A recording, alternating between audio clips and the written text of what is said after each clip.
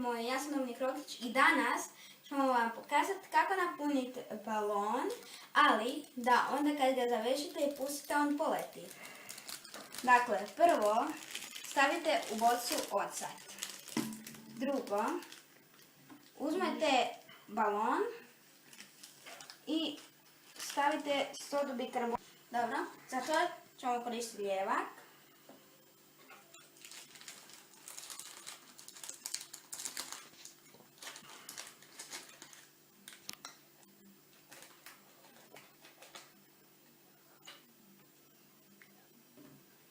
Ok, to je dosta.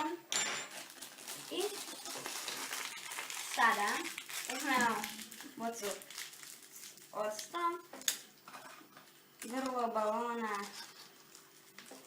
stavimo. Kad smo sad, dobro, ok, sad ćemo čekati da se napuši.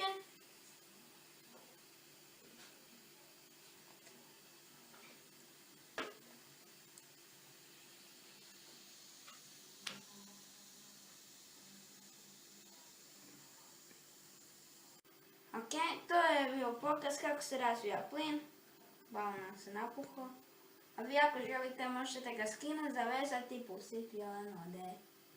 I to je bilo to za danas. Hvala što ste gledali ovaj video. Vidimo se vrlo uskoro. Ako želite, lajkujte ovaj video. Ako ne, dislajkujte. I bok!